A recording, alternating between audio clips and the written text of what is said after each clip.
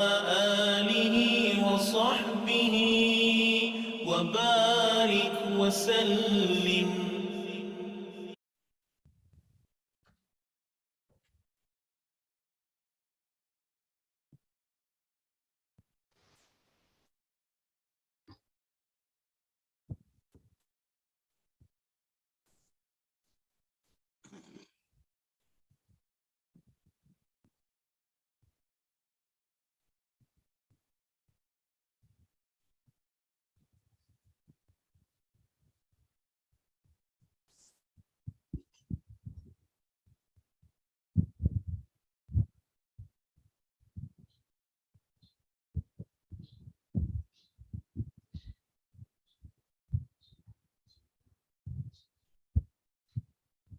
Assalamu alaikum, Dr. Mumtaz. Dr. Mumtaz, how are you? Professor Mumtaz? I am here. Yeah, can we see your handsome face?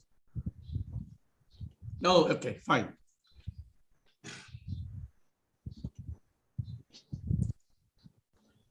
Okay, thank you very much. So can we request Dr. Muhammad Noor to plan for next presentation for January based on your current research?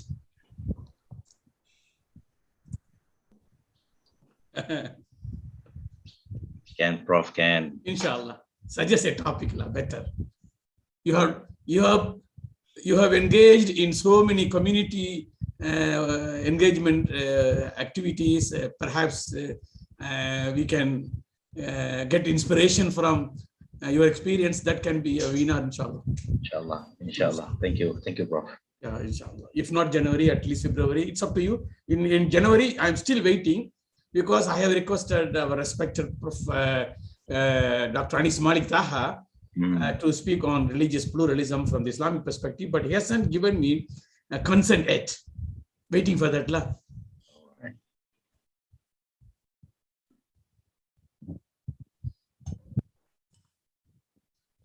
So, Prof. Mumtaz, what time you want to start? It is now 10:01. Maybe you can give few minutes more. No, you start because we will take some time. No, you have to start directly. You are the moderator. Prof. Tamim, Assalamualaikum. Yes, Prof. I have helped, creating the attendance. Maybe we can announce to others. Yes, we can upload in the chat column, inshallah. Already, I already uploaded it on the chat. Fine. Yes, Dr. Haslina, can we start now because we must maintain the punctuality? Yes, so, please, Prof. Auzubillahi minash shaitanir rajeem. Bismillahir rahmanir rahim.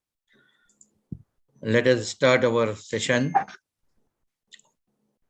Thank you very much, Professor Dr. Usama, for giving me this chance to listen to our dearest colleague, Associate Professor Dr. Haslina Ibrahim, on very important topic. Today, we have a very good session on Hamka'S model of Islamization.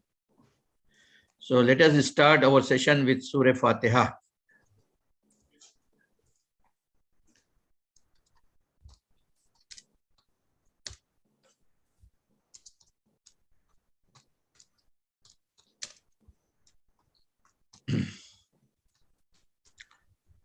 Dear Professor Tamim Usama, Chairman for Seminar Committee, Department of Usuluddin and Comparative Religion, Head of the Department, Associate Professor Dr. Amila Awang, today's speaker, presenter, Associate Professor Dr. Haslina Ibrahim, Deputy Dean, Responsible Research and Innovation, Dr. Muhammad Noor Abdul Jalil, Deputy Dean for Student Affairs, Ahas, Kuliya of Islamic Revealed Knowledge and Human Sciences, professors, doctors, brothers and sisters, Assalamu alaikum wa rahmatullahi wa barakatuh. I welcome all of you for this special lecture organized by the Department of Usuluddin and Comparative Religion. This department is trying to promote intellectual discourse in our campus by organizing several seminars and special lectures. Because other than classroom lectures and discussions, seminars, symposiums, webinars are all considered important avenues for furthering our knowledge and wisdom. Alhamdulillah, for today's lecture, Dr. Haslina has come forward to present her views on Hamka'S synthesis of traditional wisdom and cosmopolitan reform for the Islamization of Muslim societies as in general and other Muslim dimensions. We have, other than speaker, one discussant, Aziza Ahmad, who has done in 2020 her master's entitled An Annotated Translation of Hamka'S of Tasawwuf Modern. We have requested her to give her assessment of the presentation of Dr. Haslina. Let me introduce briefly Dr. Haslina, who is currently Deputy Dean for Responsible Research and Innovation in the Kuliya of Abdul Hamid Abu Sulaiman, Islamic Revealed Knowledge and Human Sciences. Dr. Haslina Ibrahim is an associate professor in the Department of Usuluddin and Comparative Religion.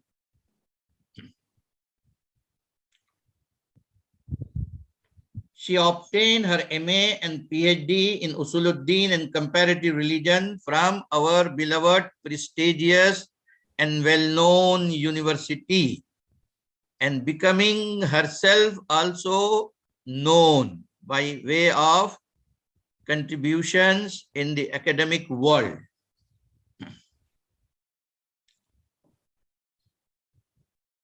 And she was appointed as teaching staff in 2003.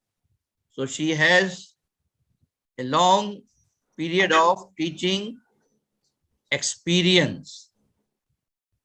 Her areas of interest are religious studies, interreligious relationship, and Islamic dawah. She has held various administrative positions, including Deputy Dean Student Affairs, Deputy Director of Shah's Mosque, and Head of Student Learning Enhancement Unit. She has also served as visiting researcher at the Religious Studies Department, Victoria University of Wellington, and a visiting scholar at Islamic and Strategic Solution Institute, Malaysia, of which she continues her role as a research fellow. Alhamdulillah, she was appointed a member of Majlis Perwakilan Wanita Islam Malaysia, hosted by Yayasan Dakwah Islamia Malaysia from 2013 to March 2019. She served there. It is with Mawim that she played an active role as religious counselor at Penjara Wanita Kajang. The role she resumes until today. She did not discontinue that. Currently, she is developing a professional skill on religious mediation, being appointed as a teacher for a certificate program on religious mediation, a joint venture program between IIUM and Jabatan Perpaduan Negara Dan Integrasi Nasional. She has published a book titled Exploring Religious Pluralism, Christian and Muslim Response. I also use this book as a required reading material for one of our course on religious pluralism. It is worth reading book. I recommend all of the participants to buy this book and read this book. Her recent publication was Rahmatul Lil Alameen, which was edited by herself and co-edited with our beloved Professor Shukran Abdul Rahman, which was published in 2020. Her upcoming book are Kalam and its relevance in Muslim scholarship of religion, an integrated approach. Another book, A Muslim Guide to Understand the Sacred Text of Religions, a comparative approach. Dr. Haslina Ibrahim has presented her research findings locally and internationally. Among her research articles published are In Defense of Religious Truth, The Crisis of Intellectual Veracity in the Study of Religions, Mediation and Interreligious Discourse, Prospects and Challenges in Resolving Interreligious Skirmishes in Malaysia and Muslims' Response to the Challenges of Religious Pluralism in Malaysia. With this vast knowledge, wisdom, and experience, she now wants to share her views about one of the influential scholars of this region as well as known in the world, Abdul Malik Karim Amrullah, better known as Hamka, who was born on 17th February 1908 and died on 24 July 1981. He was born in West Sumatra, Indonesia, and became as a known Islamic scholar and activist. He wrote many articles and books. His works for the development and progress of Muslims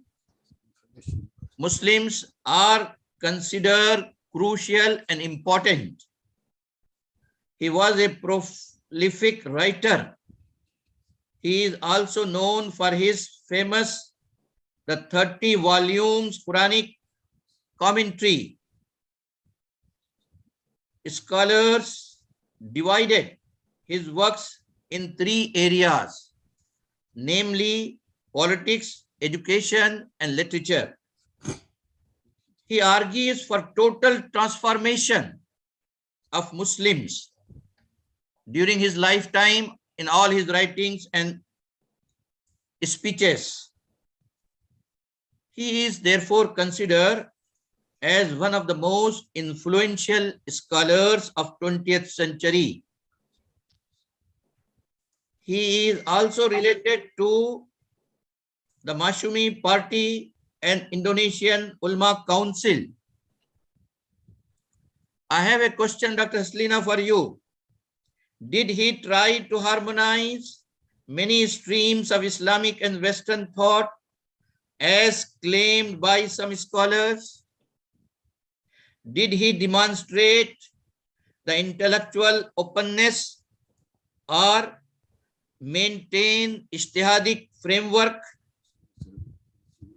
Should he be included in the category of revivalist or reformist? I hope during your presentation, this question will be touched or covered. Let us, dear participants, professors, doctors, brothers, sisters, postgraduate students, undergraduate students, listen to our beloved sister, Dr. Haslina Ibrahim, Associate Professor and Deputy Dean in the Kuliah of Abdul Hamid Abu Sulaiman, Islamic Revealed Knowledge and Human Sciences. Thank you very much, Dr. Haslina. Okay, Bismillahirrahmanirrahim. Assalamualaikum warahmatullahi wabarakatuh. Professor Tabim, can you hear me and everyone? Can you hear me? Yes, we can hear you, Prof. Yeah. Very clear. Very clear. Okay, thank you very much. The chairperson of seminar committee at the department, Professor Dr. Tamim, thank you for this opportunity. Professor Dr. Mumtaz, the chairman of this session, Professor Dr. Shukran, I can see on the screen, Professor Dr. Shukran, Professor Dr. Abdul Aziz Barwood, thank you for making your time attending this session. And Associate Professor Dr. Amila, the head of department, Dr. Muhammad Noor, Deputy Dean, Student Development and Community Engagement, Dr. Azizah Rahmat, our discussant today, all participants, Assalamualaikum warahmatullahi wabarakatuh again, and thank you very much for joining this session and taking some of your time to listen from my words. Okay? I take your permission to read what I have written to make sure that I will be able to do justice to Hamka, as well as the prominent scholars of Islamization, because what I am trying to suggest today is none others, the concept of Islamization, and to see whether this concept permeates in Hamka'S reform. So my abstract goes like this. Hamka is one of the icons of Malay intellectual reform. Unlike some of the Malay thinkers who were privileged with educational exposures abroad, either from the Middle Eastern or Western universities, Hamka spent all his lifetime within the local intellectual and reform circles. Nevertheless, it did not deprive him from being exposed with the thought and works of influential Muslim and modern Western thinkers.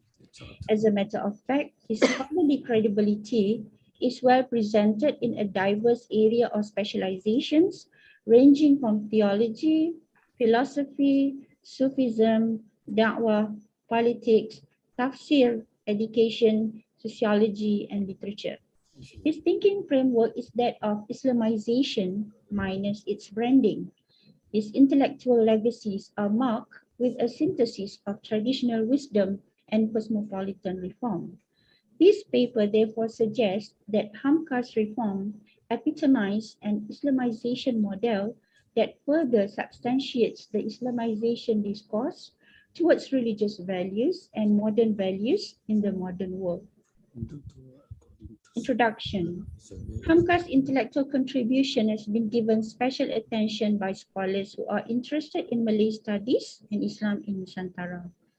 Peter Riddle called Hamka a rationalist cosmopolitan Muslim, to which Khairuddin Al-Junaid attributed it in a work titled Hamka and Islam, Cosmopolitan Reform in the Malay World. Hamka, however, distinguished himself from those rationalist and progressive thinkers who subscribe to supremacy of reason. He consistently used the term guided reason, akal yang berpedoman, since he believed that there is limits of reasoning in matters of faith and belief, in the sense that reasoning needs guidance from revelation. Hamka was also critical of the stagnant mind, akal yang beku, and blind submissive approach, taqlid, that have corrupted the laity and the learned Muslims' understanding of life and faith.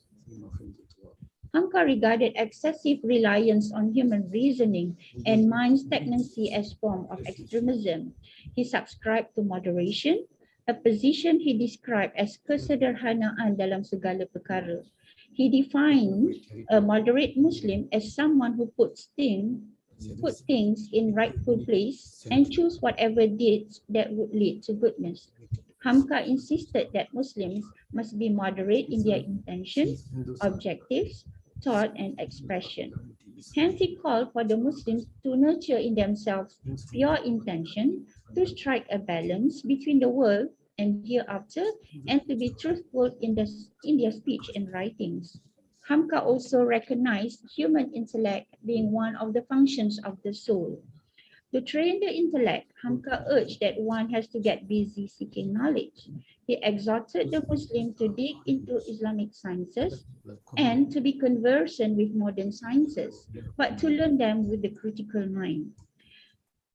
These expositions are preliminaries to our proposal on Hamka'S Islamization model, which has yet to be explored and has yet to invite scholarly debates among the academia.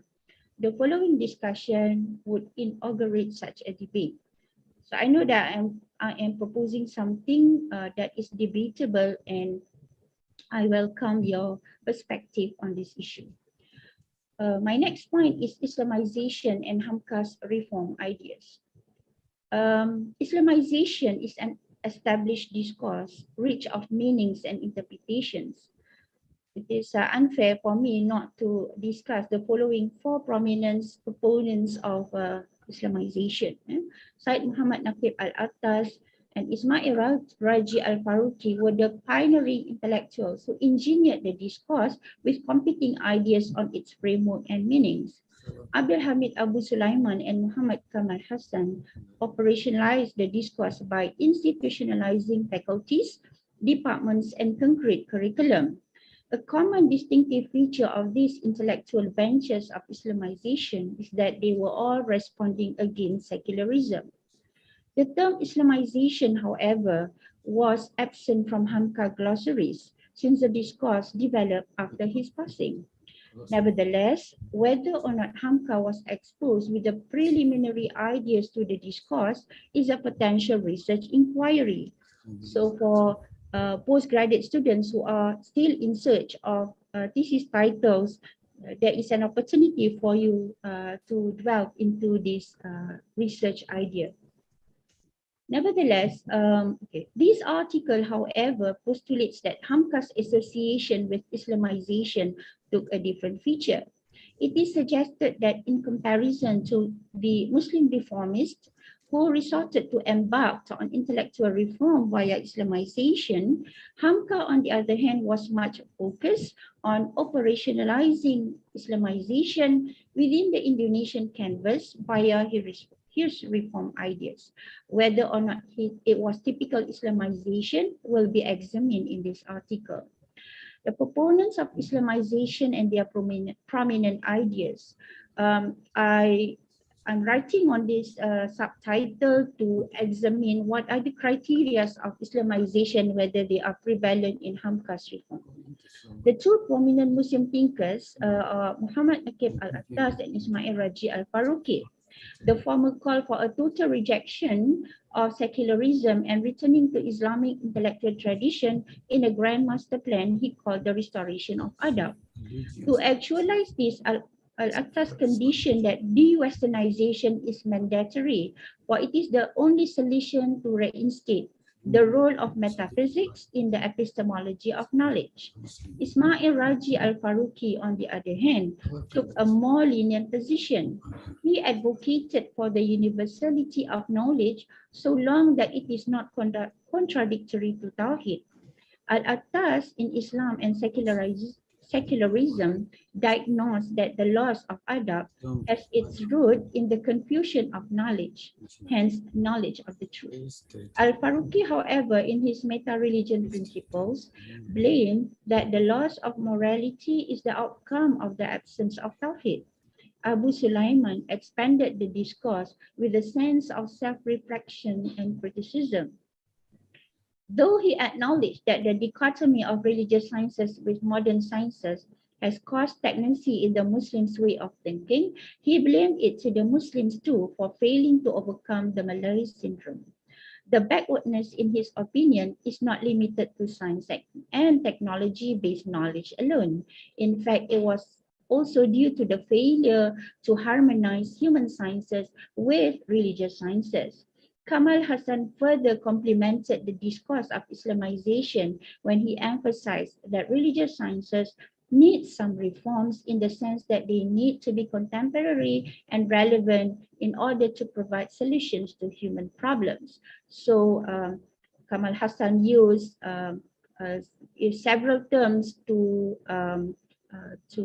illustrate the relevantization components. So use the word taghyir, islah, tajdid, ihya, and takamul, and ijtihad in his definition of relevantization. He also added that relevantization as another criteria to Islamization. So how he defines relevantization? He defined it as academic and intellectual effort of re-examination, reassessment, re-evaluation, reintegration, restoration of revival of selected classical or ancient Islamic thought and works with the aim of highlighting their contemporary relevance, usefulness, or otherwise unique novelties or uniqueness. Another important component of Kamal Hassan Islamization is that he stressed on the need for self-Islamization as a basis requirement to any form of Islamization initiatives, either in terms of its theories or practice. So let me skip some paragraph. Yeah. It is important to note that each of these prominent thinkers have contributed in promoting the idea of Islamization. However, they are more focused on the Islamization of knowledge that involves the learned and the learning communities in academia. Professor Shukran, this is what I try to understand from the discourse of Islamization prevalent in IIUM. This is understandable given the duties and roles they held that directly involve them with Islamic intellectual institutions. The questions are, did the discourse of Islamization radiate in Hamka'S reform? What is the significance of tracing the relationship between the Islamization discourse and Hamka'S reform in Indonesia? If there are any differences or overlaps, what can be learned from them? So this paper therefore attempts to examine these questions. Why? I hope that the findings will help to further enrich the discourse of Islamization presently and in the future. Hamka Islamization of the grassroots. Like many Muslim reformers, Hamka received his first education in Islamic traditional studies. Unlike what has been commonly alleged that Islamic traditional education is a form of indoctrination, Hamka, on the other hand, was raised to be a critical-minded person who went beyond the rhetoric slogan of Islam as a way of life. He believed that Islam could and should provide tangible solutions to the problems that befall his society. Hamka was convinced that the core inventory to that tangible solution should start with oneself. So maybe this can help us to relate his reform to the idea of relevantization of Kamal Hassan. Should start with oneself before meaningful changes can take place in the community. Hamka is the epitome of such a change. Hamka was actively involved in dakwah activities outside and inside Padang Panjang at a very young age. This is also another important criteria of Hamka's Islamization. At the age of 17, he joined the Muhammadiyah organization, and this took place when he was, I skipped this one. He was influenced by his teacher, and he had the opportunity of meeting prominent Muslim da'is and reformers. A year later, when he returned to Padang Panjang, he established a tabligh school in 1929, also known as Tabligh Muhammadiyah. This is unlike the common tabligh movement that we have. Yeah? The school is a center that catered the Muslim da'is and taught them the best way to communicate Islam. So despite receiving informal background of education, Khairuddin Al-Junaid spoke a lot about this in his work on Hamka'S,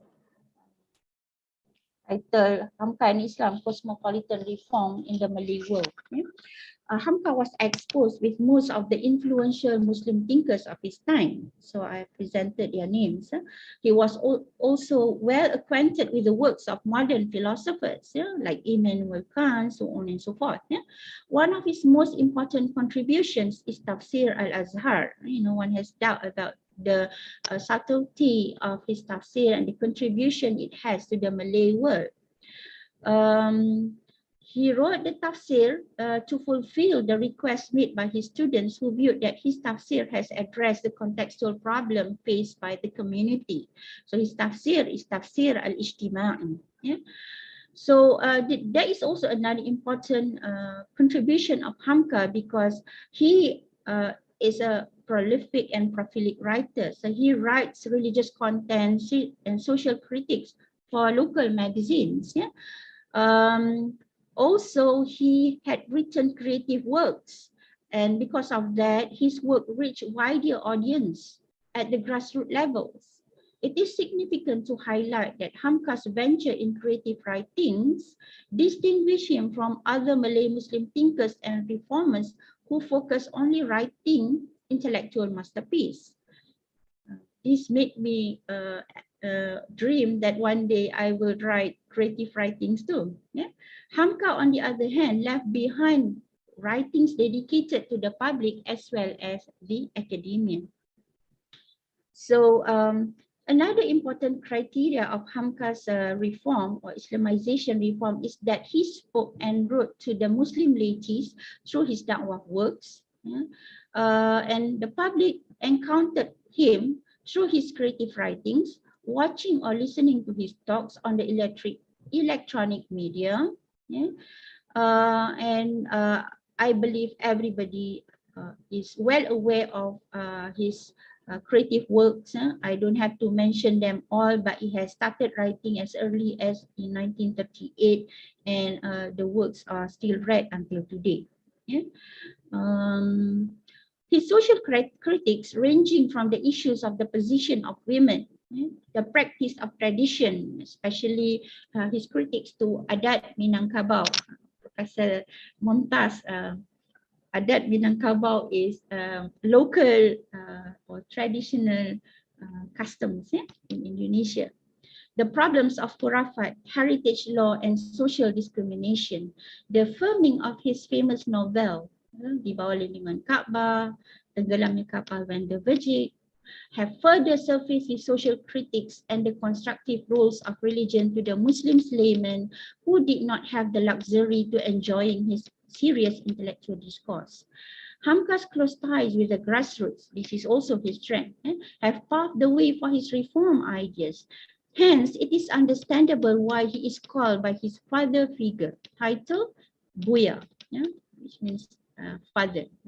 As a matter of fact, Hamka'S ideas are prevalent in many societal affairs. He has fought against colonial occupation, Christian missionary, deviant movements, khurafat, bid'ah, communism, misrepresentation of Pancasila, and abuse of power in politics.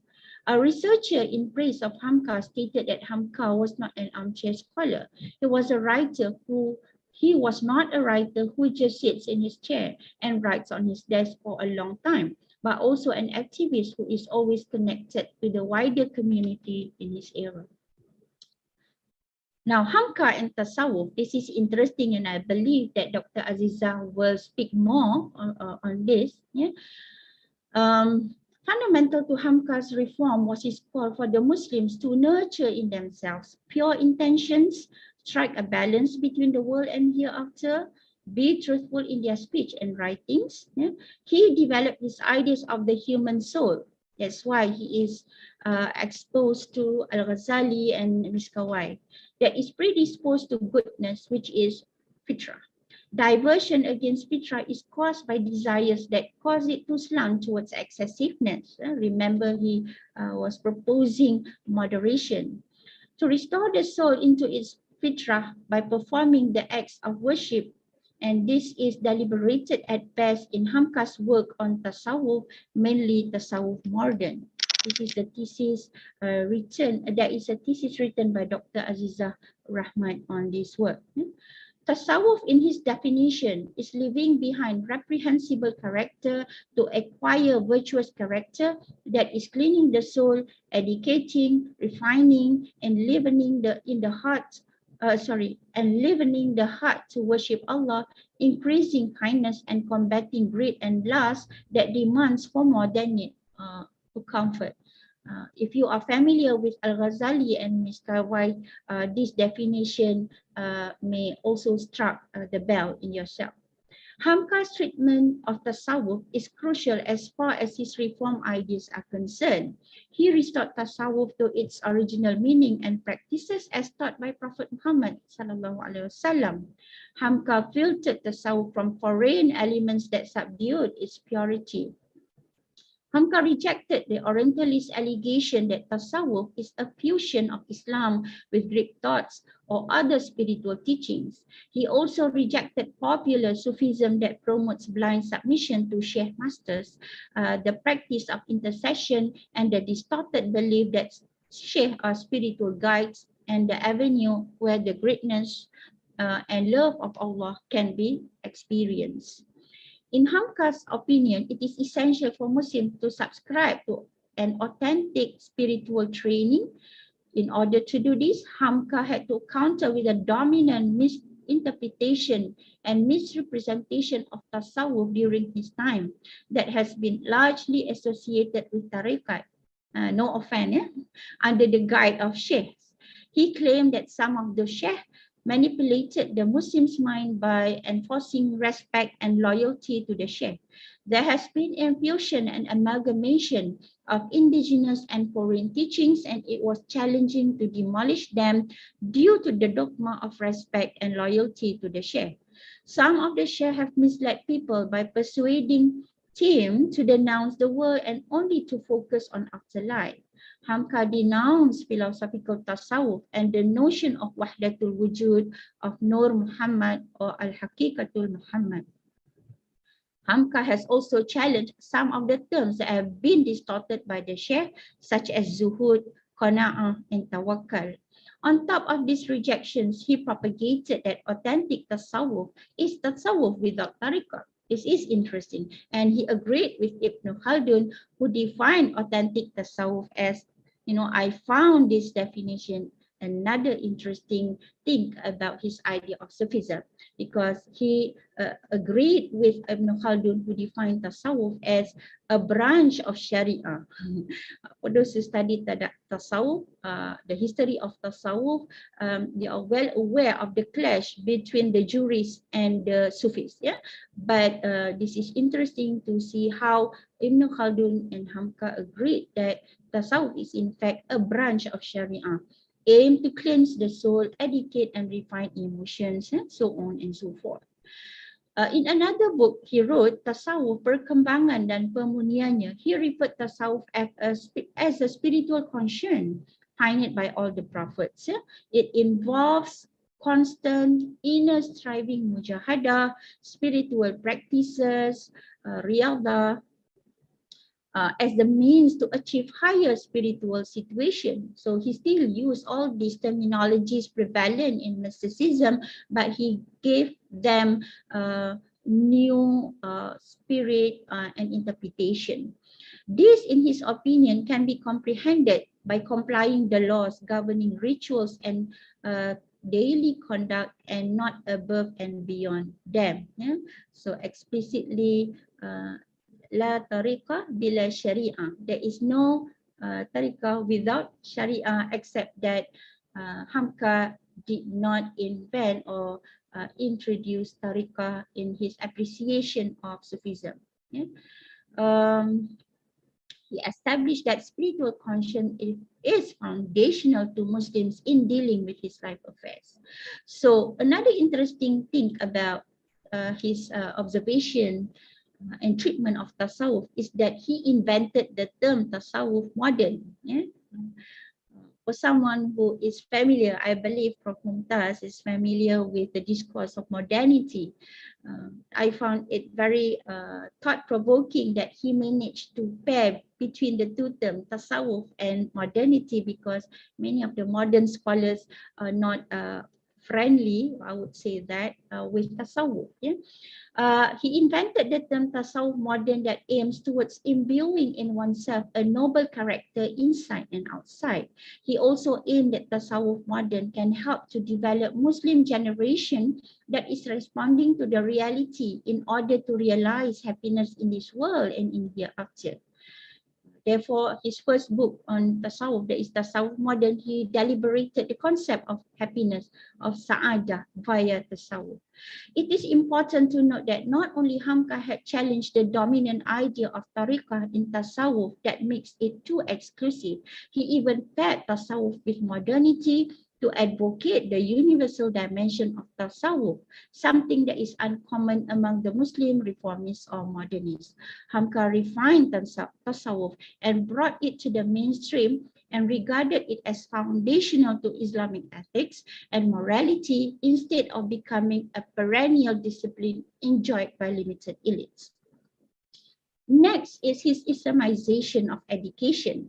Like many reformers of his time, Hamka was critical of the dichotomy between modern education and Islamic religious education. This is also another criteria of Islamization discourse. Hamka was equally critical of the secular approach in a modern education as well as doctrinal fanaticism of the Islamic schools or mazhab.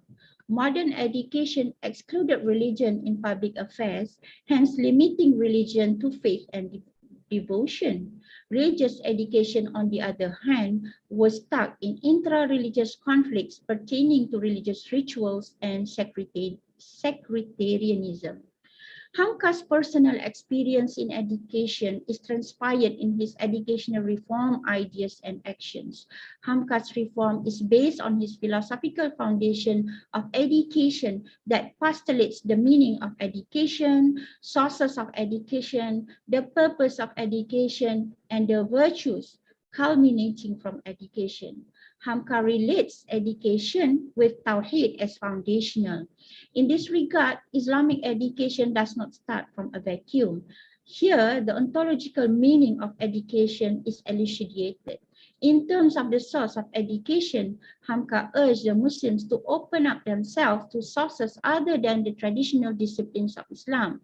I hope this answers your question just now, Prof. Mumtaz. Hamka established that the source of knowledge is revelation, human reasoning, and senses. He challenged the Muslims to be educated in multi-disciplines in order to keep up with the demands of modern life. However, he warned the Muslims to filter the sources before integration can take place in the reform. Hamka regards that the purpose of education is to transfer knowledge to improve the condition of men. Hamka's philosophical foundation of education was geared towards changing human being for the better, spiritually and morally. This represents the axiological or the moral dimension of education, which is value-based. The educational philosophy of Hamka was built from his thought on man, science, and morality. According to him, man is composed of intellect, physical, and spiritual components. So I will skip this. Yeah. The purpose of education in his view is to draw someone to recognize his creator in order to realize his duty as a servant of Allah, for getting his pleasure, for happiness in this world and hereafter. By doing so, man is aspired to behave morally. The execution of the role of Khalifah and servant of Allah is part and parcel in the actualization of the concept of the perfect man, yeah? Al-Insan Al-Kamil. The other aspect that composes his educational philosophy is the component of education that became the enablers to his reform missions. The enablers, thank you, Professor Shukran, for inspiring me with this term, with this idea of enablers. Yeah? The enablers are the teachers, the curriculum, the students, the methods, and the objectives of education. Hamka was concerned that teachers have great roles in the Islamic education, hence they should emulate the attributes of the prophets. Teachers should emulate the attributes of the prophets. However, Hamka was against blind submission, for it causes stagnancy of mind. It can mislead someone to excessive glorification of the teacher. So teachers are not infallible. With regard to the curriculum, he emphasized that Islamic education has to be universal, balanced, and holistic in nature. The curriculum must be based on Iman that relates to the affective domain. This is something that is useful for our curriculum review. The curriculum must be based on Iman that relates to the affective domain, ilmu that relates to the cognitive domain, akhlaq and amal that relates to the psychomotor domain, the learning outcome. The curriculum should also integrate religious sciences and rational sciences. Religious sciences are courses, okay, I will skip this one. Yeah. Hamka emphasized that education should focus on nurturing the fitrah in man, for in it lies the potentials. Are we addressing this in our teaching to the students? Fitrah combined with the intellect, soul, and senses will be able to realize the acquisition of knowledge and civilization. Hamka also emphasized the importance of developing a critical mind in the students to protect them from stagnancy and rigidity. Hamka stressed that education has to tackle the physical and spiritual aspect of man, that both are equally important to ensure the happiness of man in this world and in the hereafter. And ultimately, education is to develop in man the sense of servanthood to God. And this is the last point that I would like to highlight with regard to Hamka'S Islamizational discourse. Yeah? The institutionalization of Masjid Agung Al-Azhar.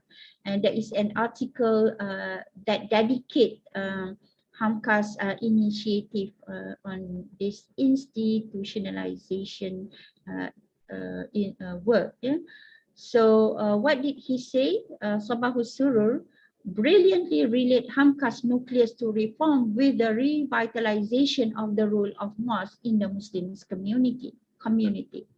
Hamka'S secret of success in his educational reform owes to the fact that he has empowered the mosque to go beyond its basic role as a ritual center. Hamka empowered Masjid Agung Al-Azhar as the center for education, formal and informal.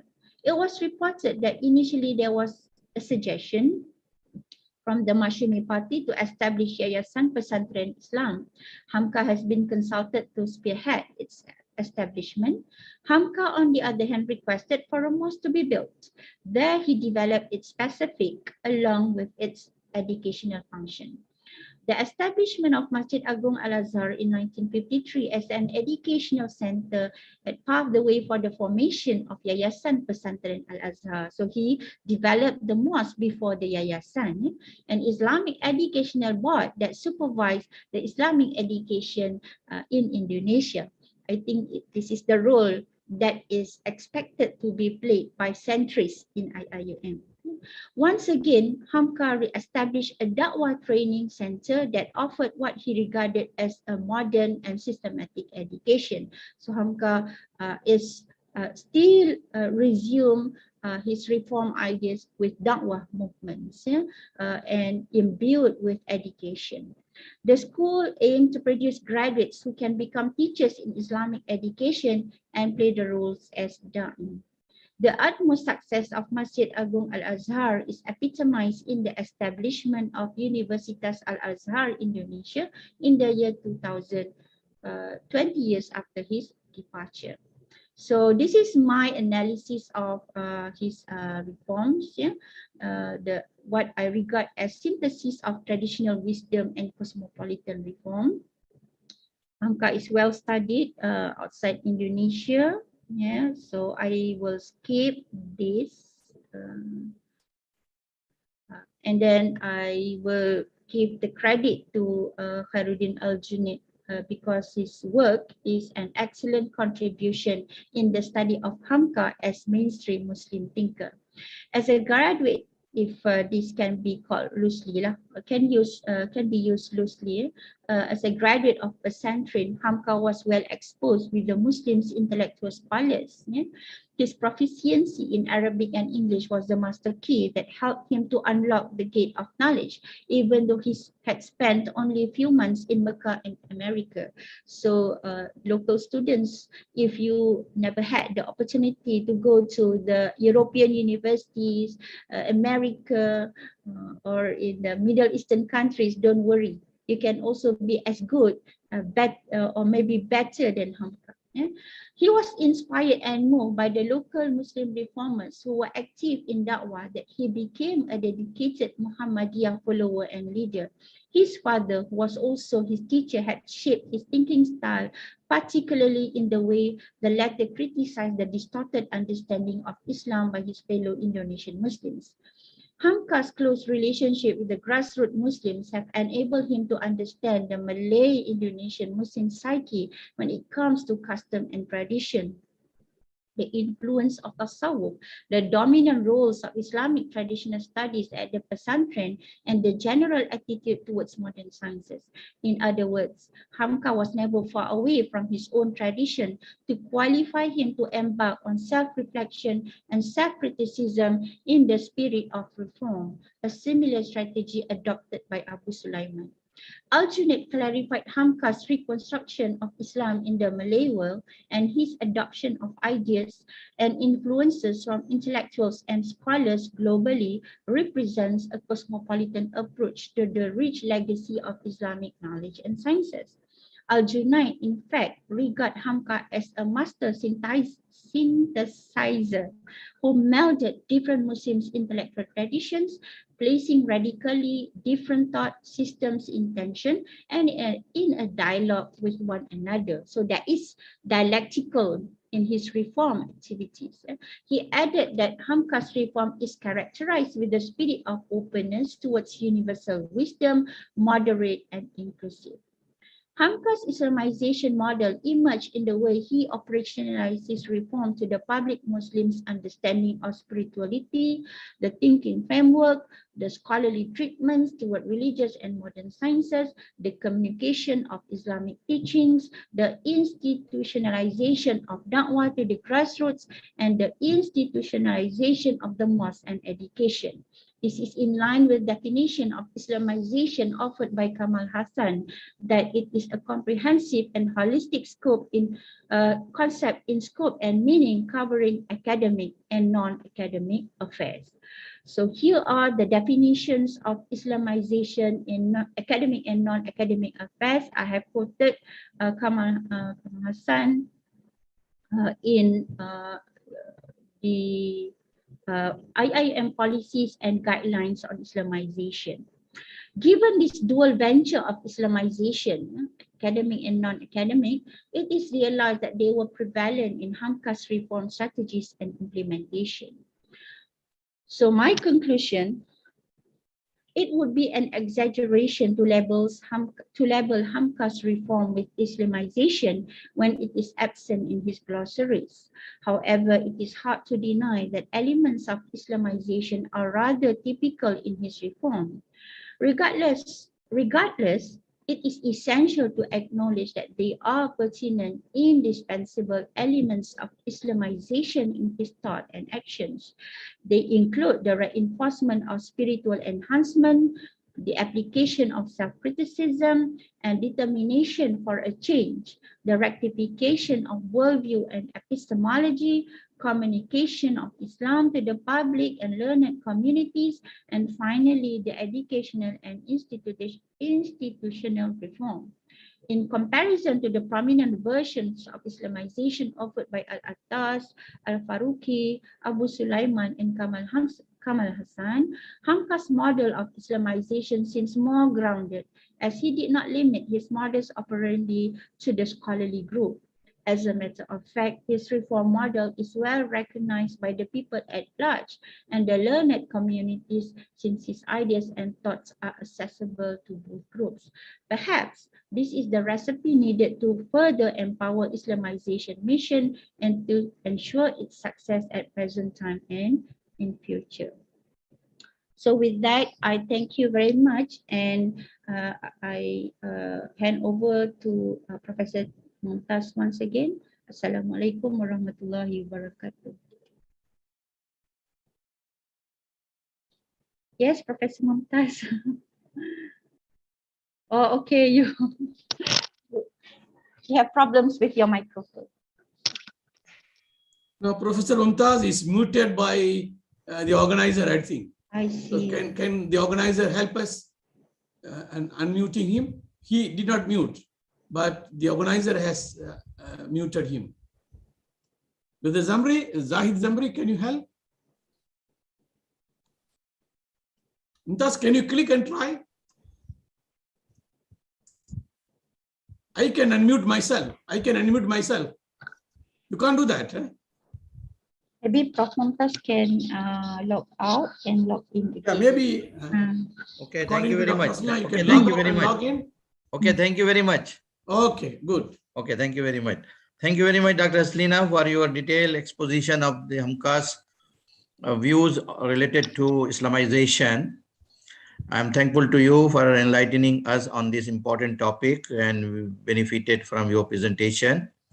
Before I make any comment or anything further, I would like to invite now our dearest sister, Dr. Aziza Ahmad or Rahmat.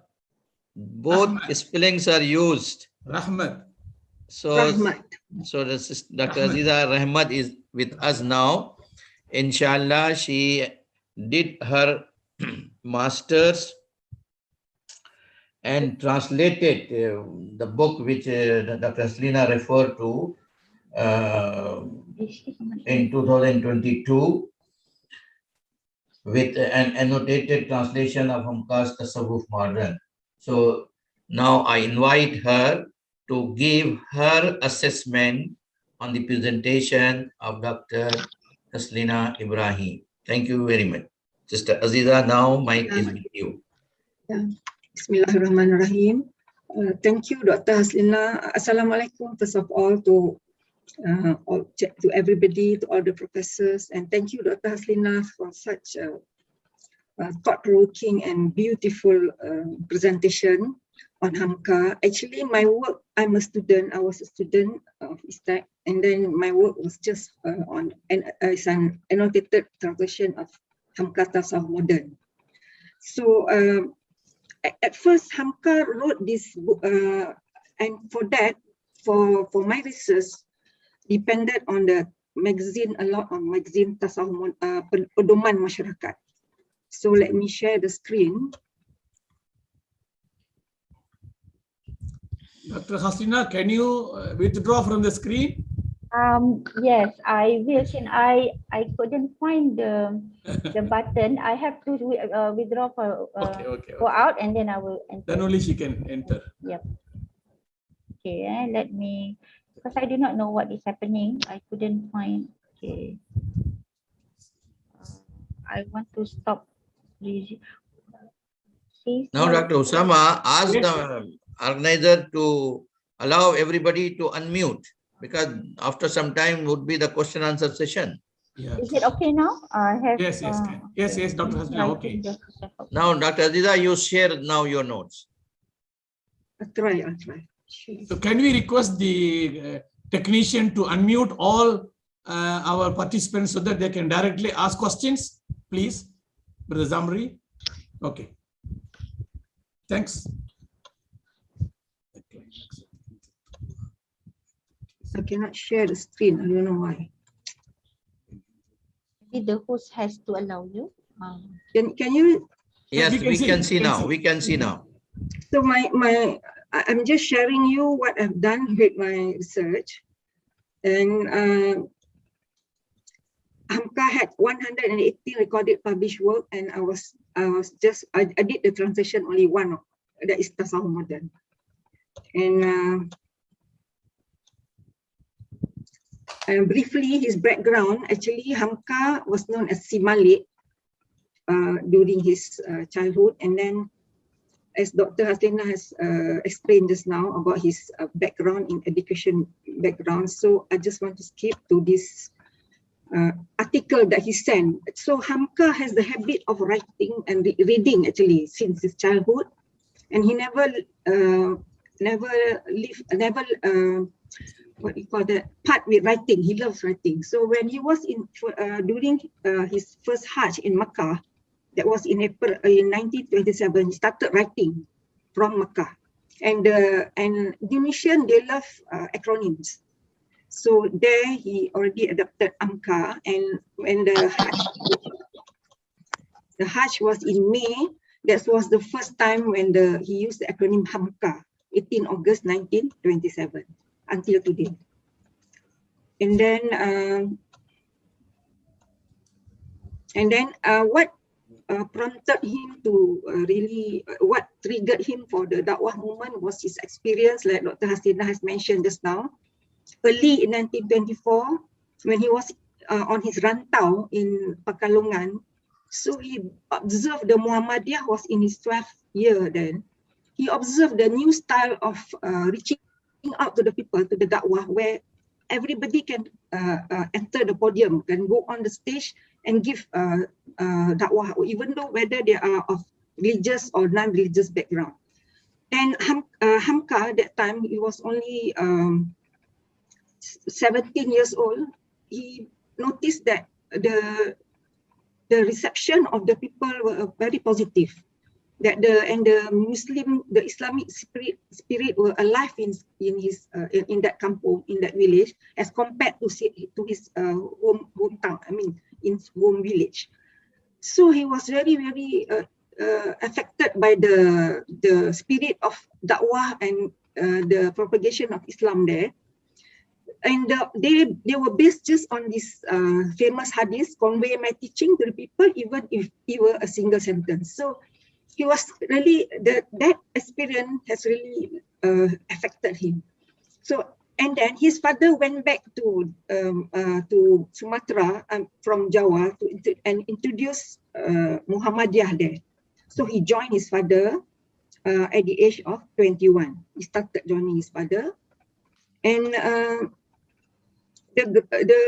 but that time Hamka said that he got a problem. He got a problem because of the grassroots were not so confident of the Muhammadiyah, because what was transpiring with the Syarikat Islam, they have some because of the communist ideology, the Syarikat Islam were disintegrated, and then the people were divided into the green and the red and the white Syarikat Islam. And because of that, the grassroots has lost their confidence in all the Syarikats, all the organizations. So Hamka remained optimistic. Whatever was transpiring, there's only one thing that he wanted to do. He said that Da'wah is obligatory upon all Muslims based on Ali Imran 104. That's what kept him and his father, that they must march on with their Da'wah and their propagation of Islam. And whatever their reformation or they want to revive Islam, if they want to reform, reconstruct the thought of the people, that they must go on because of these words. And then, so this is Hamka. He left for his pilgrimage in 1927, and he came back to renew the Muhammadiyah activities. So he traveled extensively and improved his public speaking skills with all the experience Mubalik in Java. So he got the experience there. And also, while he was handling Muhammadiyah, he still kept on writing. He contributed to the magazine Dambela Islam in Bandung. So that is Hamka. So when he came back from Hamka, he got the big break, that is Pedoman Masyarakat. So to me, from my research, I consider Pedoman Masyarakat as his stepping stone towards all his bigger career, whatever is this waiting for him. This is the most important of his this magazine, his contribution, because and he pledged that he that he took over this editorial of pedoman masyarakat, meaning guidance for the society, as in the spirit of tawakkul, trust in Allah, that Allah is above everything else and Islam is the religion of Allah. And as you can see, even since 1936, Hamka is a very broad-minded person, and he wants the people, the leaders, to know what was happening around the world, not just within the Indonesian setting. So as you can see, he presented Al-Azhar Baru, Islam menghimpunkan bahagia dunia dan akhirat. That means when you are a Muslim, you must embark on your life, your happiness, not only in this world and also on toward your akhirah. So, and analysis of the Orientalists, even at that time in 1936, he was already exposing the readers to the Orientalists, and then the crisis in Palestine, he was already exposing all of them. And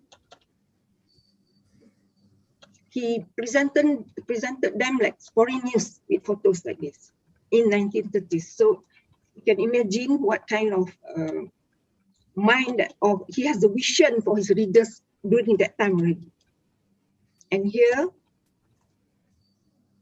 this foreign news is about the war between Italy and the invasion to Ethiopia, and he was presenting this article where there are some people who work for the Italians, and then they regretted their decision. And here is he wanted the readers to be exposed to the idea of what's happening with the technology. The Americans are having their vessels, the shipping for the war and for the trade. So that's Hamka, and that's how that if you are the effort of it constructing the top reader is that, like Dr. Hasina mentioned just now, he repeatedly, throughout my research, he repeatedly the same phrase that do not what we call that, confirm yourself to just blind, do not follow your whatever you teaching you have blindly. That's the danger is falling to engage in intellect to stay abreast. Just like that's what he's, and then he said, Islam does not condone to taklid. So all whatever the message is about liberating yourself from this spiritual disease, suspicions, and he don't like it, and he always remind us the readers that not to be Mr. Follow, but to root. And then do not, and most important for his community, he reminded them not to follow them blindly, whatever the ancestors have told them. And according to Hamka, the pillar of Islam is based on the strength of the two principles. And then I cannot see. And then which is the freedom of the to think and the freedom of the will. These are the, based on these conditions, are the main universal preside of the people, especially in this progressive country. And then Hamka give the example of why the Muslim must think based on the Renaissance of the European Renaissance. Hamka was aware of the process of the construction of the thought involved cleansing and the purification of the soul. That's why he started the article Tasawwuf in February 1936. He presented to his readers about Tasawwuf because what was transpiring was he realized that the public were, or the masses were confused about Sufism. Some group ran into Sufism because they were searching for solace, for something something that to taste them, to give them an escapism from the reality of under the Dutch and the harshness of life at the time. So they went to join the tariqat. Whereas the other group, they were against, they have bad impression on the tariqat because of the certain the technology, the certain way of their life that make them the masters were not happy with the tariqat. So Hamka started a series writing on Sufism, but the series on Sufism was its effort to modernize Sufism in highlight that each man can embark on his personal spiritual path. Through his book, Hamka explained that Tasawwuf is one of the Islamic philosophies. So he explained in Tasawwuf Modern that Tasawwuf is one of Islamic philosophies and the original intention of preserving zuhud. But it was misconstrued by this phrase or this concept. It was mistaken by a lot of people by abandoning the world, and that's the reason the Muslim became very, very weak. And he said Tasawwuf is not a religion, so he wanted the religious to know that it's not a religion. Tasawwuf is just an ikhtiyar, which is permissible by Islam. And Hamka explained the concept of zuhud, tawakkul, and qana'ah because they are mistaken by the public. So Hamka, throughout the research, Hamka sent the same message that he want to remind the readers about Islam is a religion that calls believers for the sustenance and encourage them to excel, attain glory, sublimity in the struggle of life along with other races. Islam even what?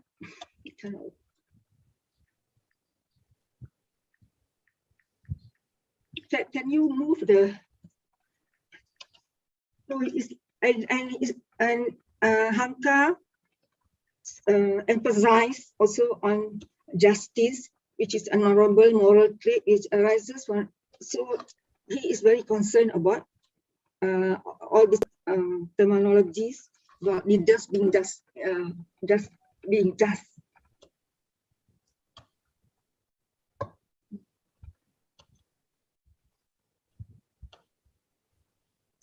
Hamka Tasawwuf Modern, it aimed at tasfiyah qulub, refinement of the character, the heart, tasfiyah an-nafs, purification of the soul and the character. The knowledge and practices toward one's spiritual purification attainable independently. So he was suggesting that you do not need any tariqah or need to forge any special relationship with our teacher I cannot read. So that was the first page of Hamka'S what we call that revivalism stage, and then now he moved to Jakarta. When he moved to Jakarta, he was a lecturer at the Journalist Academy, and here he reminded people that philosophy, everybody has a wrong perception on philosophy. It's not a difficult subject. Philosophy just let's conceive a lesson about metaphysics, physics, and psychology. And as Dr. Hasina has already explained to all of us just now, has lectured to us, in 1958, upon the commission of Al-Azhar, Hamka started the mosque activities and all the elected as the chief imam. The mosque was transformed from the fountain into a fountain of Islamic revival and turned into a vibrant dakwah center. Sir, do you have more, or you want to finish within 2 minutes more? Oh, I just want, yeah, I have more, but I want to say that I just want to maybe, what are the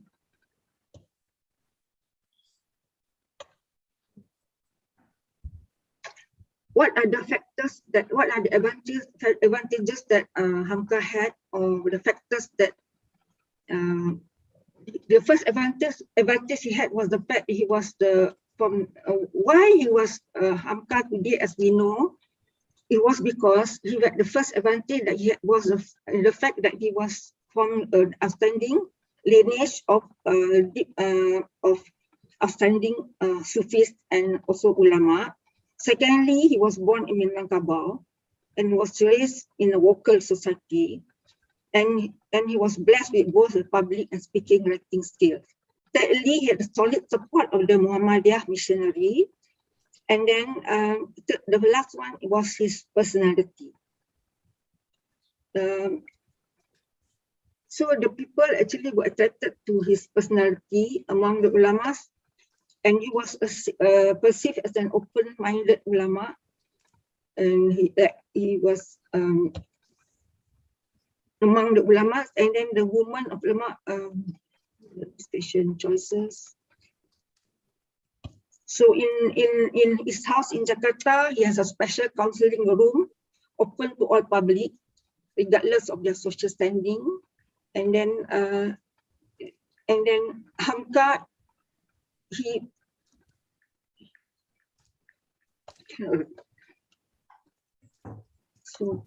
so I think conclusion. Yes, please.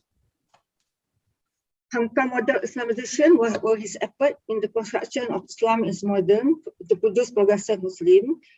And then he studies movement since youth and his tool for or platform for his public speaking and writing.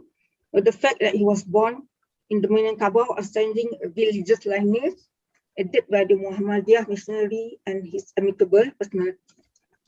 And that's all. Okay, thank you very much, Sister Dr. Aziza Rahmat, for you have a rich knowledge to share with us. But you know the time is limited, so we have the session with the participants. They may have some questions. So sorry for short time. Thank you very much. We can benefit from you in some other time, inshallah, in detail.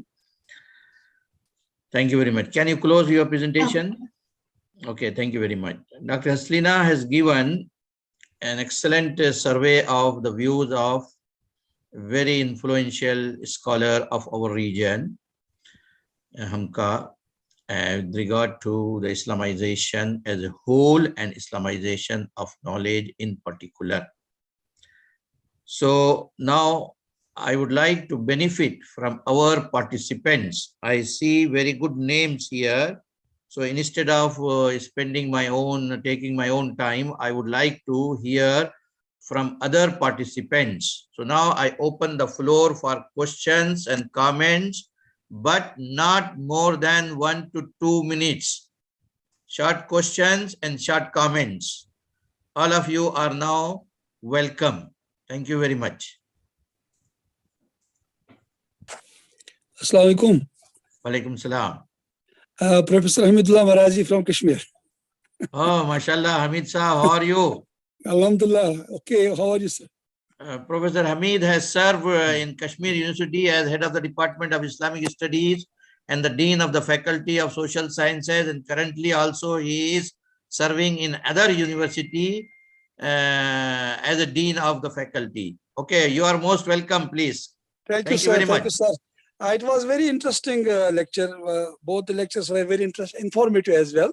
However, I have a little bit, problem when we just connect tasawwuf with Islamization of knowledge. It becomes methodologically problematic, because I myself have been taught, have been teaching, tasawwuf for so many years, and I have given many lectures on that.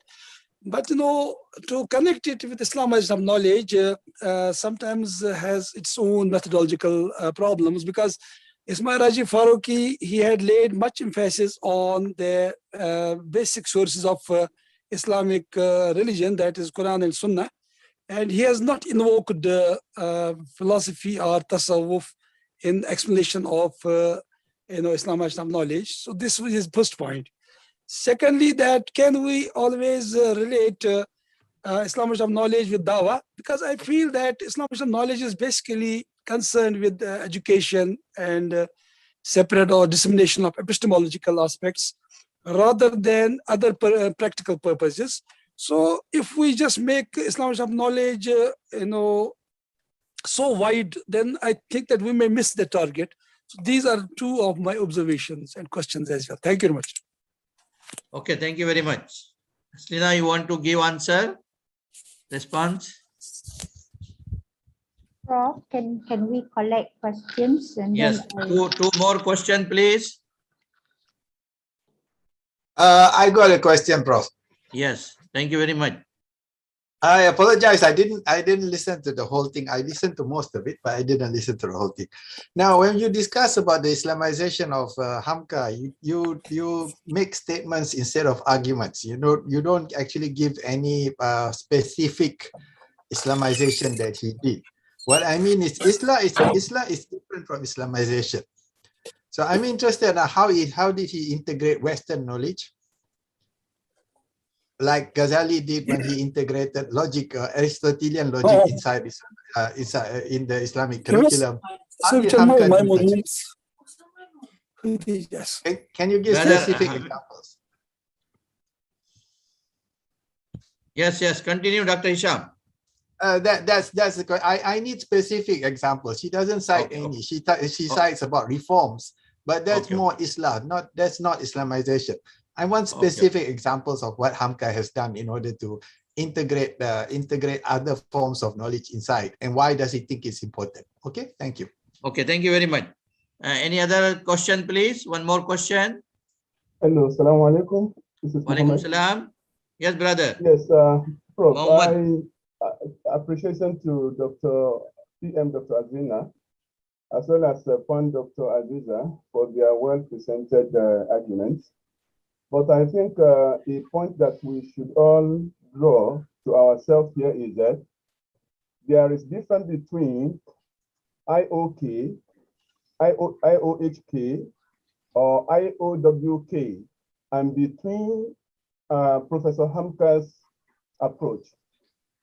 Professor Hamka'S approach is more to the grassroots society, more practical. But the process of IOK or IOHK or whatever we call it is more theoretical, more intellectual, not addressing the real problem Muslims are facing. So Hamka was there to address the problem of his own society at that time, particularly. Now, if we want to Islamize Hamka'S approach, what is the best approach to do that? That is what we should be thinking about. But the process that Hamka was undertaking at that time was not Islamization per se in our present IOHK or IOK that we are talking about. So his process of his approach was more directed to the society. All right, so I have the opportunity to read into the translation of Pan Dr. Aziza work, and I have the opportunity to read Tasawwuf Modern, okay, as it was written, modern, not modern.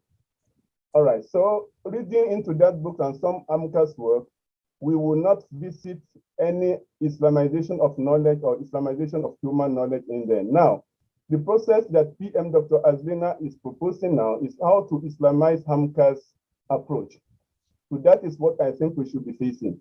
Is there anything to Islamize in Hamka'S approach or not? Okay, thank you very much, Brother Muhammad Muniruddin. Thank you very much. Now, Dr. Haslina, is your turn. the last question, I'm so sorry, I cannot get the last question. Can you help to repeat the question again? No, he is arguing that the view of Islamization presented by Hamka is general related to Muslim masses, whereas the view of Islamization of knowledge is related to intellectual academics, and it is related to knowledge and wisdom and education. Okay. What is your comment? Okay. All right. Thank you very much. For the first question, thank you, Professor Hamidullah. Thank you for your question. Yes. Well, it depends on how you define Sufism, first of all. Yeah, if you define Sufism as sophistication of esotericism, of spiritualism, that how do you call it? That cross the borders of Islam, yeah, perennial philosophy, for example, then you may not find it compatible to Islamization. One criteria that is interesting about Faruqi, Abdul Hamid Abu Sulaiman's reform is that they are typical modernist reforms in the sense that Sufism is I'm looking for a neutral word. Sufism is not placed as central, or it's not central in the revivification of Muslims' mind. Yeah, but this is what I have found important in Hamka'S, and the fact that he helped to restore tasawwuf to its original meaning, to purification of the soul, to eradication of sinful behaviors and acquisition of virtues. And this is a whole lot discussed by Al-Imam Al-Ghazali and Ms. Kawai. Yeah? So I agree to the fact that this is what Hamka said as authentic Sufism. The original Sufism before it was imbued with sophistication of wahdatul wujud, of maqam, of fana, so on and so forth. Even though Hamka'S made some appreciation of this idea of stations and fana, except that he did not get himself engrossed into such sophistication. So I would say that if you think that it is methodological flaw, it again depends on how you define Sufism and how you relate Sufism to the way someone reform himself. Because I believe that Islamization also requires the self-change, and Kamal Hassan have also stressed that Islamization requires spiritual elements in the way someone change himself to the better via spiritualism. And secondly, with regard to the examples, it is interesting also to learn or to know how this reconciliation of the modern sciences permeates in Hamka'S reform. There is one book that he wrote that is very interesting, very significant to show, to demonstrate how Hamka'S involved or discuss thoroughly on the questions of epistemology, of theory of knowledge. This book titled Falsafah Hidup. Yeah? So in this book, he discussed the role of reasoning, and he did quoted the works of Socrates, at least he mentioned some of the works of Socrates, philosophers, Muslim philosophers. Also here he quoted from Immanuel Kant, Goethe, Spinoza and Hegel in terms of the functions and the role of reasoning in the as a sources of knowledge.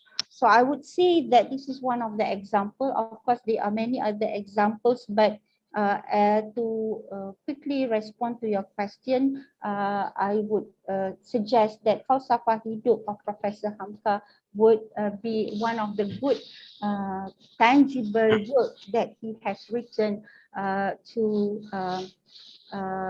showcase the elements of Islamization in his work.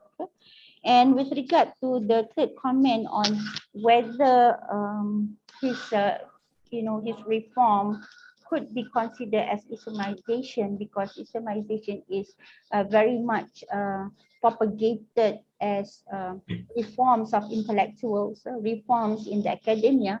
That's why if you notice what I have stressed just now, that I quoted Kamal Hassan, that he say Islamization has to happen in the academic setting and non-academic setting.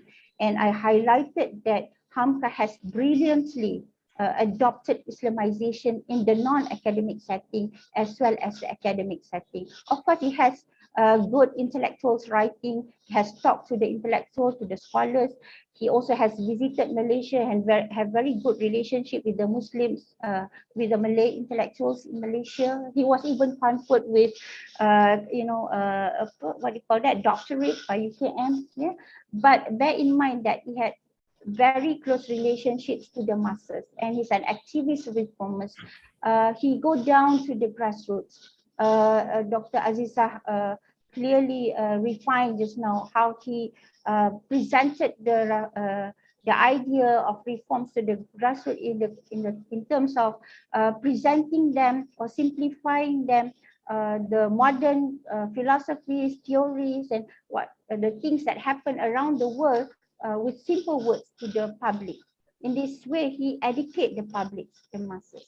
I believe that Islamization should not limit herself to the intellectuals, to the learning communities, to the learned communities, but Islamization should also reach out to the masses. And Hamka is clever in this regard because he activated and he bring the discourse to the public. So that would be my answer. Thank you. Thank you. Can I just respond to Dr. Aslina on her explanation? I think the idea of just citing a few scholars doesn't mean that you're doing Islamization. You're not integrating the idea of whether Western knowledge is necessary or isn't, even if it's important in order to, in your context. You must not forget, right? Just because you cite people doesn't mean you agree with them, or doesn't mean that you actually are actually critically reviewing them. So I don't understand what's the Islamization part? Where is the science included? Where is the rationalism, or where is the empiricism, or even the criticism of positivism and the other things that was happening during his time? So you cannot, you're mentioning Islam. Most of the things you mention is actually societal reforms. They are not the idea of integrating with other forms. They are actually trying to reform. When he talks about the South, he's talking about Islam. It's not Islamization. I don't see it as how would you respond to that? Okay, Dr. Isham, thank you very much for your good comment. Let us see, is there any other question or any other person want to ask any question? I would like to respond to that. Please.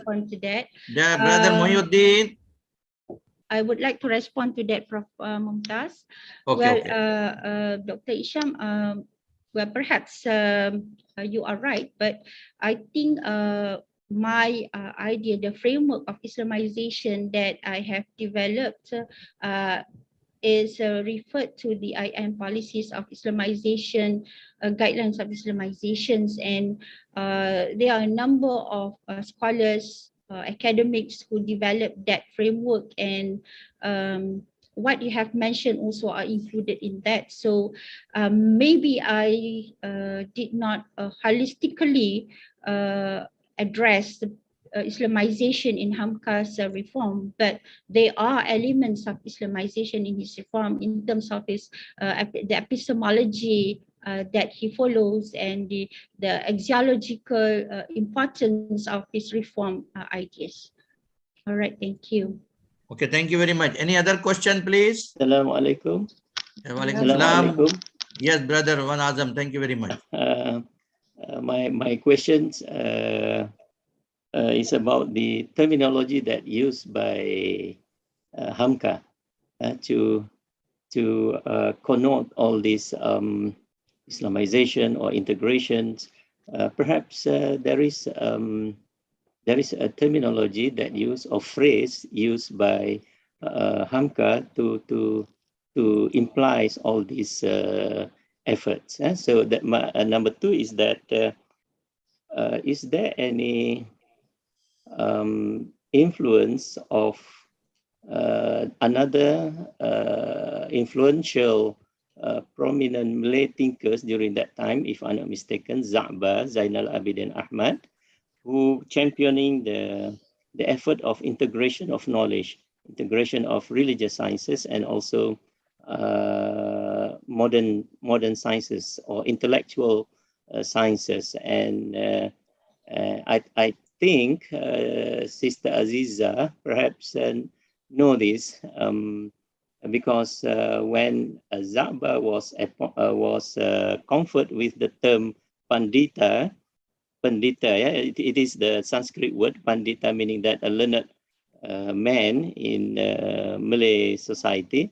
I think Hamka also congratulated him for this appointment. So is there any influence of Zaba? Yeah, perhaps Madam Aziza can respond to it, because I see that you listed all those books, writings of Hamka. Thank you very much. Okay, thank you very much, Brother Azam. Any other question, please? Anyone else?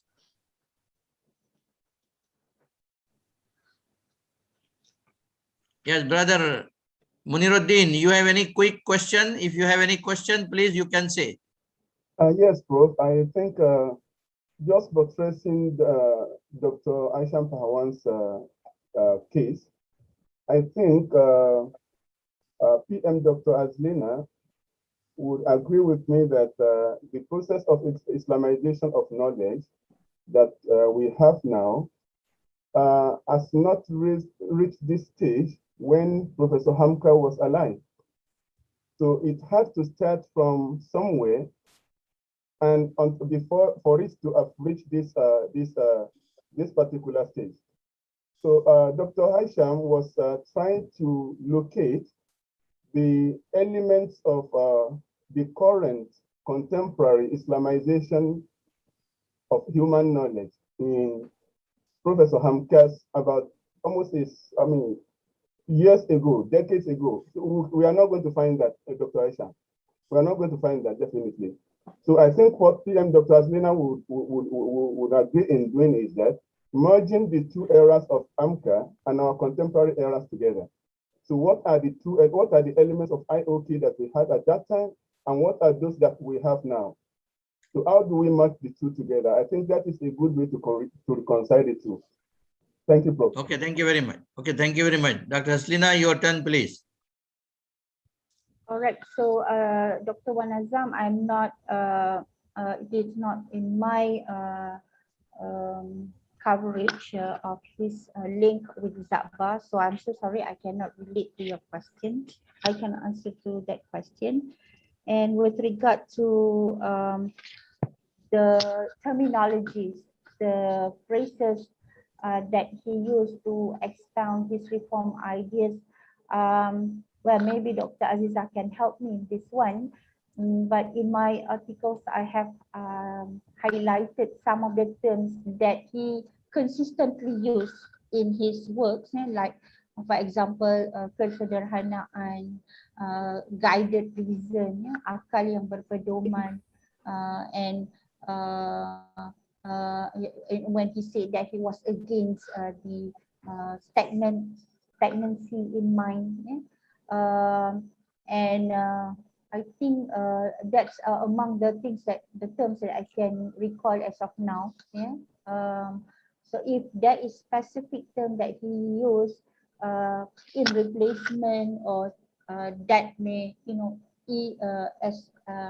that may demonstrate as equally important as Islamization, I'm not able to come to it now. Yeah? Perhaps, inshallah, I am going to refine my article and add more inputs based on today's comment. Perhaps I can add that dimension in the article. Thank you for that input. And then the other question just now, I'm so sorry, I really cannot get it, but you were asking what are the avenues that we can improve in terms of Islamization? Can you help to rephrase your question again? The last question. Muhyiddin.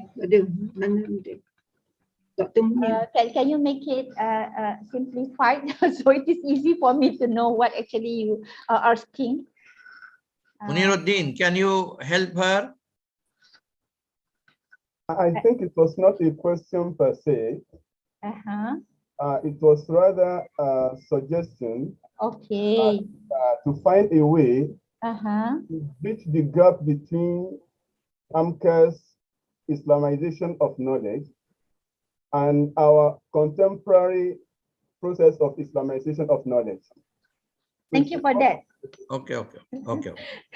Thank you for that. That is actually what I'm trying to highlight in my article, because we are too much focusing on the intellectual aspect of Islamization. We have abandoned the Islamization of the non-academic venture, and this is lots of opportunity for us, lots of resources for us to embark on the Islamization of the non-academic, via da'wah, via social reforms, via creative writings, meeting the publics. And this also means that the academics, the intellectuals have also to be close to the grassroots to understand the problems of the grassroots.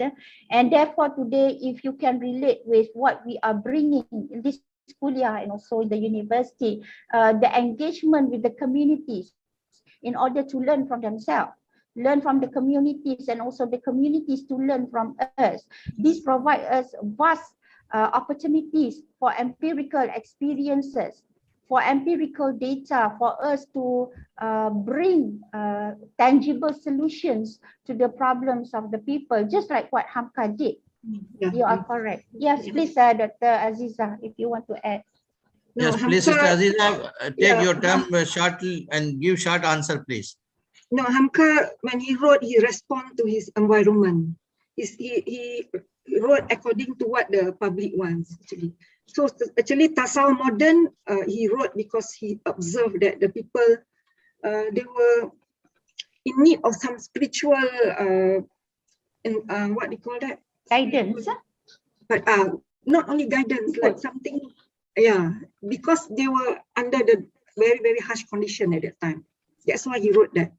And also, like I told just, he wanted to specify both sides of the divide. The supporters of Sufism, Tariqat, and also the one against Tariqat. So that's the reason. He responded. That's why I think intellectuals, or the learned professors, especially in IIUM, you must reach out to the public, the grassroots, in like what Hamka did. Yep. Okay. That is implicit in my article. Yes. Okay, thank you very much. Any other last question, please? Thank you, Dr. Aziza. Any other last question from the participants?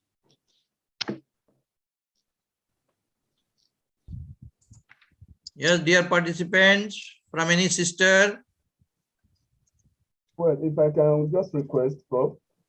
PM Dr. Azina, will it be fine if you share You with can us- contact, you are here in campus, right, Dr. Muniruddin? Yes. You Yes, can sir. be in touch with her. Let other people, if they want to say Yeah, anything, just- give just- other just a people request chance. for the paper of PM Dr. Azina, if you can share the Okay. paper, please. Okay. Oh, inshallah. Hopefully, I can develop it to a publishable paper, inshallah. Yes, one Adam, you want to say anything more? No, I'm wondering whether is there any term membumikan Al-Quran in Malay? Is there any discussion or is there any comment on that? Membumikan Al-Quran. I think it is, I thought it is from Hamka. I don't know. I'm not sure. Quraish. Quraish, Yeah. and not Hamka. Okay, thank you very much. Okay, thank you very much. If there is no question, then I would like to summarize and conclude our session. I am really impressed by the presentation of Dr. Haslina, and I could saw her concern in her paper. No doubt, Islamization in general refers to the Islamization of masses and the society as a whole, and Islamization of knowledge refers to an academic exercise. But in this discourse, I think Ismail Farooqi, Naqib al-Attaz, and later on more explicitly came up Professor Dr. Kamal Hassan, when he raised the issue of the Islamization of self, Islamization of self, this is very important dimension of our project of Islamization of knowledge. Naqib Lattad also emphasized, he made it very clear that if your mind is Islamic, then only you can Islamize. If your mind is not Islamic, Imam Ghazali said, if your heart is full of love for wealth and other things, knowledge will not enter into your heart. So this question of how to purify our heart is related to tasawwuf as well as overall Islamization of knowledge. I hope that Dr. Haslina will make use of the comment by Professor Hamid Marzai and Brother Muniruddin and Dr. Hisham and Dr. Van Azam, and try to adjust their views in your article, or you respond to them briefly. Your article is good. I appreciate for your concern and for your presentation. And I make dua that Allah subhanahu wa ta'ala give you more knowledge, more wisdom, more strength. And I know that you are maintaining your family, yourself. And I congratulate you for coming of your first daughter's wedding soon in your family. Thank you very much, Dr. Haslina. Thank you very much for your good presentation. And you have really some meaning in your presentation. You have some meaning in your presentation. Excellent presentation. Okay, Dr. Aziza, you have very rich knowledge about Hamka'S, so we will ask you some other time to come up with some other I'm a presentation. housewife. Forgive me, I'm not academic, I'm housewife. I'm so sorry. Okay, no problem, no problem. No experience. So now I hand over the mic to Professor Dr. Tamim Usama for his comments and conclusion. Thank you very much. Okay, thank you very much, Professor Mumtaz, for your moderation of this valuable webinar organized by the Department of Usuluddin and Comparative Religion. I also take this opportunity to thank Associate Professor Dr. Haslina for her thought-provoking speech, which is really the beginning in terms of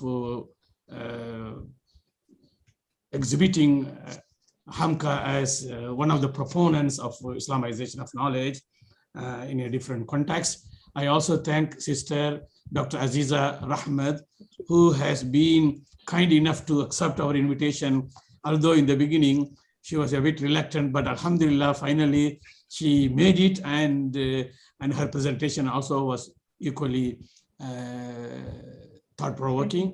I also take this opportunity to thank the learned audience, professors, associate professors, doctors, and my students for attending this webinar. As you all know, the Department of Usuluddin and Comparative Religion is organizing this kind of speech or webinar on a monthly basis. Inshallah, we hope to see you in January for another webinar. Thank you all very much for your presentation, for your participation, for your patience. Wabillahi tawfiq wal hidayah. Assalamu alaikum wa rahmatullahi wa barakatuh. Thank you, Dr. Aziza. Thank you, Dr. Haslina. Thank you, Dr. Thank you, Prof. Tamim. Thank you, everyone. Alhamdulillah. Thank you. Salam. I have yet to polish the article. Inshallah, I will publish it and you can. No problem. Inshallah, it can be done. Right. So we leave, eh? All right. Okay. Salam.